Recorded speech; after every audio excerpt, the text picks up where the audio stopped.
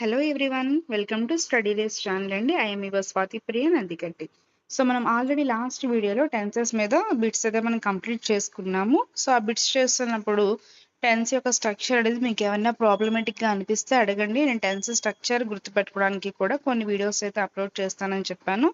So ఇక్కడ ఈ video అనేది మనకి టెన్సెస్ ఈజీగా గుర్తుపెట్టుకోవడానికి టెక్నిక్స్ చెప్తున్నానండి.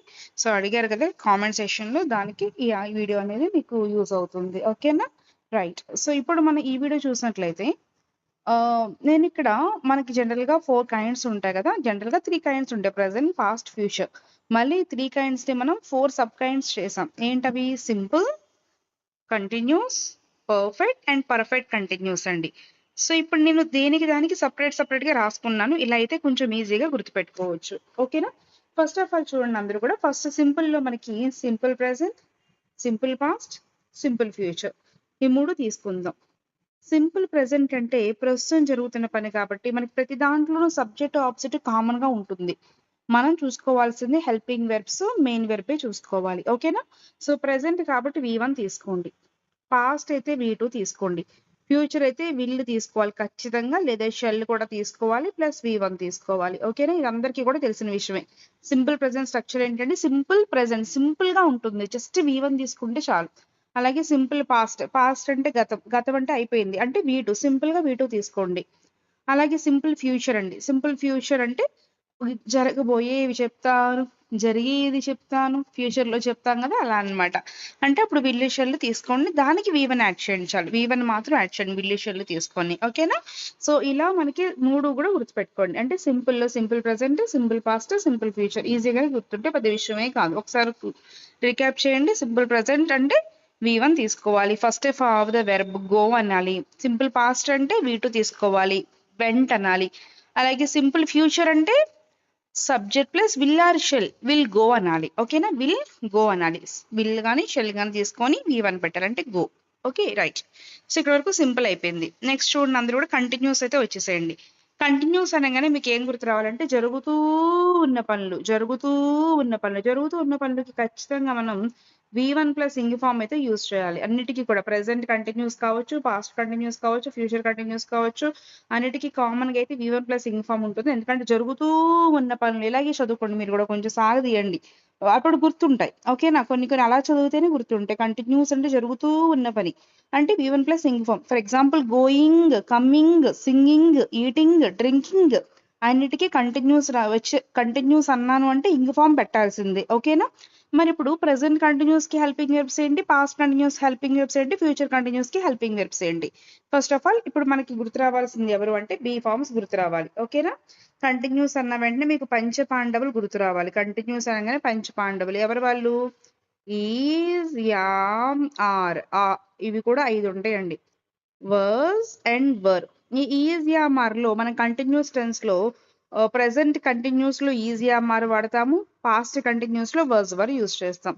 ఇదిగో చూడండి, ఇక్కడ ప్రెసెంట్ కంటిన్యూస్ టెన్స్ లో is, am, are, past continuous tense లో వర్స్ వర్. సో ఈ బీ ఫార్మ్స్ అనేవి కంటిన్యూస్ టెన్స్ లో రావాలని ఒక మాట గుర్తుపెట్టుకోండి. ఓకేనా? బీ ఫార్మ్స్ అనేవి కంటిన్యూస్ టెన్స్ లో ఉంటాయి. బి అంటే ఉండడం, కంటిన్యూస్ లో ఉంటాయి అని గుర్తుపెట్టుకోండి. ఇక ఫ్యూచర్ కంటిన్యూస్ కి వచ్చేసరికి మన విల్లు షెల్, ఫ్యూచర్ అనగానే విల్లు షెల్ గుర్తు రావాలి.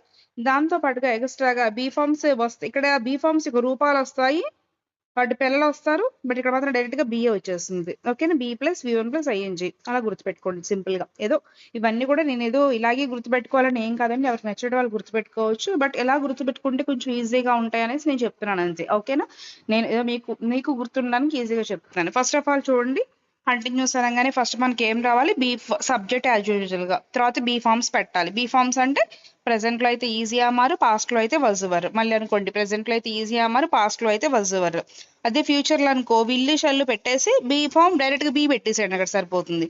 అండ్ కంటిన్యూస్ కాబట్టి V1 ప్లస్ ఇంగ్ ఫార్మ్ అన్నిట్లోనూ కామన్ గా ఉంటుంది. అలా కంటిన్యూస్ కి సంబంధించిన 3 టెన్సెస్ కూడా గుర్తుపెట్టుకోండి. ఒకసారి వాళ్ళు రీక్యాప్ చేసుకుందాం.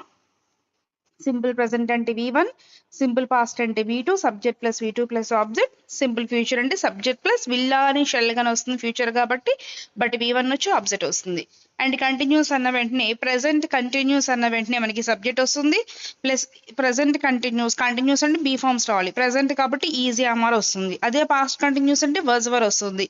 అదే ఫ్యూచర్ కంటిన్యూస్ అంటే విల్ షెల్ వచ్చి బి వస్తుంది. కానీ అన్నింటిలో వెర్బ్ ఎలా ఉంటుంది, V1 ప్లస్ ఇంగ్ ఫార్మ్ లాగే ఉంటుంది. ఓకేనా, ఇక్కడ వరకు అయిపోయింది, కంటిన్యూస్ అయిపోయింది. ఇప్పుడు పర్ఫెక్ట్ లోకి రండి. ఇప్పుడు పర్ఫెక్ట్ లో కూడా ఇందాక V1 ప్లస్ ఇంగ్ ఫార్మ్ ఎలా వచ్చింది, ఇక్కడ అన్నింటిలో కూడా V3 వస్తుంది. V3 ఇప్పుడు ఒక్కడిగా రాదు. V3 అనేది ఇన్కంప్లీట్ ఫామ్. దీన్ని కంప్లీట్ చేయాలంటే ఖచ్చితంగా పక్కన హ్యావ్ ఫార్మ్స్ ఉండాలి. Have plus V3, has plus V3, had plus V3 అలా. ఓకేనా, సో ఇప్పుడు మనకి ప్రెసెంట్ అయితే గనక ప్రెసెంట్ పర్ఫెక్ట్ అయితే హ్యావ్ హ్యాజ్ వాడండి. పాస్ట్ పర్ఫెక్ట్ అయితే హ్యాడ్ వాడండి. హ్యాడ్ పాస్ట్ అనుకోండి, హ్యావ్ హ్యాజ్ ప్రెసెంట్ అనుకోండి. అది కూడా పర్ఫెక్ట్ లోనే వాడాలి. మరి విల్ షెల్, మరి ఫ్యూచర్ అంటే ఇక విల్ షెల్ యూస్ చేసి ఓన్లీ హ్యావ్ మాత్రమే పెట్టండి. ఇంక ఈ రెండు అక్కర్లేదు, మెయిన్ ఫామ్ మాత్రమే పెట్టండి. ఇందాక బీ ఫార్మ్స్ లో బి ఒకటి ఎలా పెట్టాము, ఇప్పుడు హ్యావ్ ఫార్మ్స్ లో హ్యావ్ ఒక్కటే పెడతాము అక్కడ. ఓకేనా, రైట్. సో ఇందాక కంటిన్యూస్ అయితే కనుక బీ ఫార్మ్స్ తీసుకున్నాము, ఇప్పుడు పర్ఫెక్ట్ అయితే కనుక హ్యావ్ ఫార్మ్స్ తీసుకుంటాం అండ్ V3 కామన్ గా రాస్తాము. ఇది ప్రెసెంట్ పర్ఫెక్ట్ అయితే ఏం రాస్తాం, subject plus have or has plus V3. Past perfect అయితే had plus V3. Future perfect అయితే will or shall plus have main form have పెట్టేసి V3 పెట్టేస్తాం. ఓకేనా, అలా ఉంటుంది. నెక్స్ట్ చూడండి అందరూ కూడా. ఇప్పుడు ఇందులో పర్ఫెక్ట్ ఉంది, కంటిన్యూస్ కూడా ఉంది. పర్ఫెక్ట్ ఉంది, కంటిన్యూస్ కూడా ఉంది. ఓకేనా, కంటిన్యూస్ ఉంది కాబట్టి ఫస్ట్ అందరూ కూడా V1 ప్లస్ ఇంగ్ ఫార్మ్ పెట్టేసుకోండి. అంటే జరుగుతూ ఉన్న పని, coming, going, eating, drinking, continuous ఉంది కాబట్టి ఫస్ట్ అందరూ V1 ప్లస్ ఇంగ్ ఫార్మ్ పెట్టేసుకోండి. అండ్ ప్రెసెంట్ పర్ఫెక్ట్ కంటిన్యూస్ లో ఖచ్చితంగా ప్రతి దాంట్లోనూ బీన్ ఉంటుంది, గుర్తుపెట్టుకోండి. మిస్టర్ బీన్ వస్తాడు ఇందులో. ఓకేనా, అండ్ పర్ఫెక్ట్ లో మనకి అన్నిట్లో పర్ఫెక్ట్ ఉంది కదా. పర్ఫెక్ట్ లో మనకి ఎవరు వస్తారని చెప్పాను, హ్యావ్ గానీ, హ్యాజ్ గానీ, హ్యాడ్ గానీ వస్తారని చెప్పాను. ప్రెసెంట్ పర్ఫెక్ట్ అయితే హ్యావ్ హ్యాజ్, పాస్ట్ పర్ఫెక్ట్ అయితే హ్యాడ్ వస్తుందని చెప్పాను. కాబట్టి ప్రెసెంట్ పర్ఫెక్ట్ కంటిన్యూస్ లో హ్యావ్ హ్యాస్ తీసుకోండి. పాస్ట్ పర్ఫెక్ట్ ఉంది కాబట్టి హ్యాడ్ తీసుకోండి. ఫ్యూచర్ పర్ఫెక్ట్ లో ఏం చెప్పాను, విల్ వచ్చి మెయిన్ ఫామ్ హ్యావ్ వచ్చేస్తుందని చెప్పాను, అదే ఇక్కడ తీసుకోండి. ఇక్కడ పర్ఫెక్ట్ కంటిన్యూస్ కలిపితే ఇది వస్తుంది. బట్ మిస్టర్ బీన్ అనేది మీరు మర్చిపోకూడదు. ఎవరు కూడా పర్ఫెక్ట్ కంటిన్యూస్ లో బీన్ అనేది మీరు మర్చిపోకూడదు. ఓకేనా, సో ఈ విధంగా మీరు ఒకటి తర్వాత ఒకటి జాగ్రత్తగా మీరు ప్రాక్టీస్ చేస్తే ఖచ్చితంగా మీకు అలవాటు అవుతాయి. ఓకేనా అండి. సో ఫస్ట్ ఏం చేస్తారంటే ఈ 3 కూడా ప్రాక్టీస్ చేయండి. 3 వచ్చేసిన తర్వాత ఈ 3 ప్రాక్టీస్ చేయండి. 3 వచ్చిన తర్వాత కింద 3, అలా 3 రాసుకుంటూ వెళ్ళండి బుక్ లో.